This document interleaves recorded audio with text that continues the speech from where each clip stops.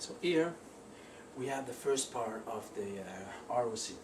So basically that part here will be the first part to come from the top of the water, right, on the surface, and we're going to bring it down slowly.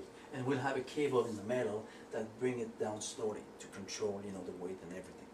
So we bring it down, and we have to think about how we're going to anchor it. Well, we're not going to put 20 tons of anchor. Let's say we put a 2 ton of anchors, but we have a device.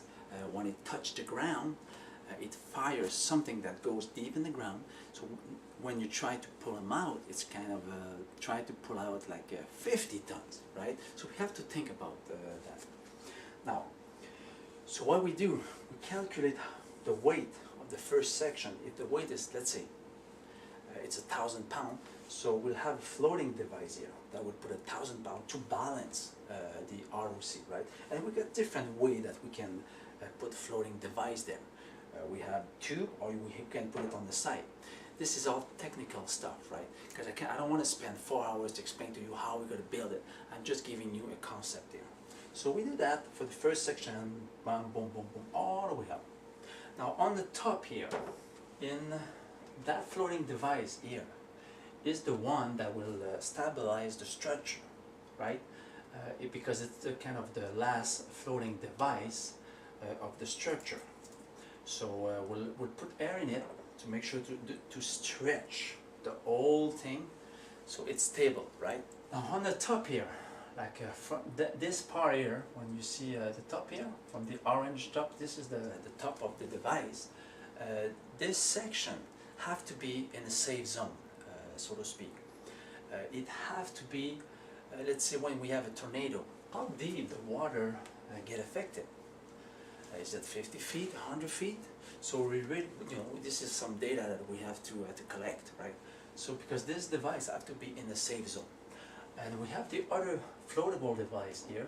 When a storm come by, we just put air in it, it retract all the way to the surface, and when the storm, you know, comes in, we just take the air out and it comes down.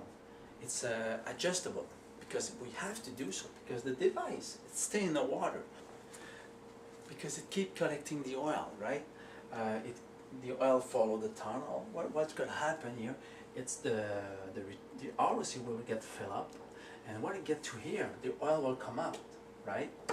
But still, we're still you know, controlling it. At least the oil now doesn't go all over the place. It goes all the top, so it's easier to collect it, right? Now to stabilize the structure, we let's say we put an anchor here, already designed it, and we put a cable and a floating device right here. And we put air in it to stretch the cable to the max. And after that, we just tie them up. So the structure, it's stable. If it goes that way, the anchor will hold the structure so it doesn't go too far away, right? So this device, it's retractable. So it's made of a circular circle, right? Here I got a pipe there, and I got, you know, the boat and the Teflon sheet. Because that's what the YouTuber said that was pretty good for that. And on red you have a cable, because don't forget people, it's flexible, it's retractable. This is one way to build those circular circle. I got another one here.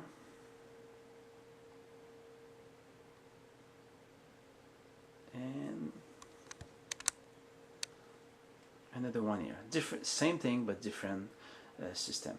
Instead of using a pipe, we can use something flat. Instead of a pipe, we use something flat so it doesn't affect the pressure when it go deep in the water. Same principle, instead of a pipe, but just something flat. This is the circle, and you have the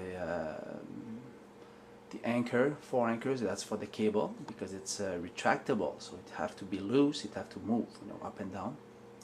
And inside you have those little call that I don't know, little tets that we will be able to boat the Teflon in it, right? And it's around 25 diameters wide. And we have the lampshade when it connects to the other part of the ROC.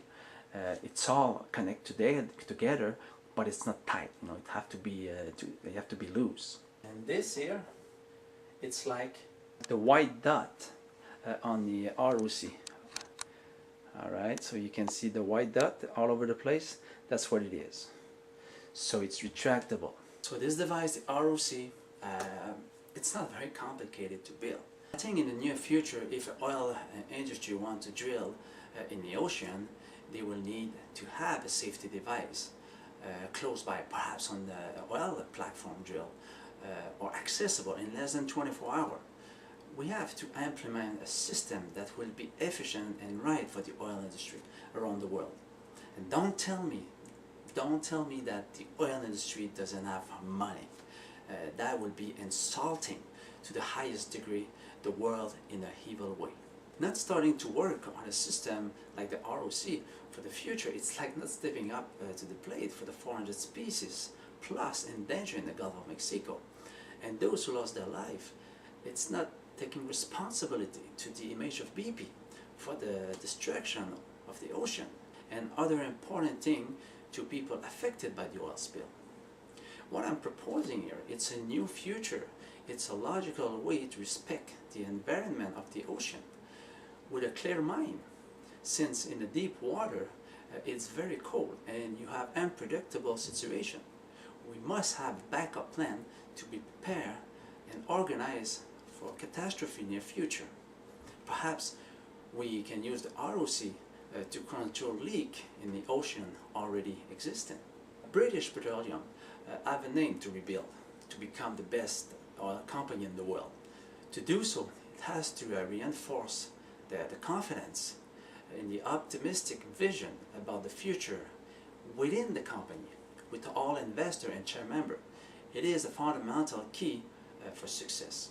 Personally, I think the ROC is your next step to bring something new on the table for the oil industry, so you can protect everything you work for. What I'm giving you, it's more than a concept. It's a policy insurance for the future.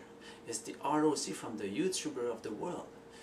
Use it to reinforce your position with the oil industry to become the real leader with a clear vision to re-establish and stabilize the market.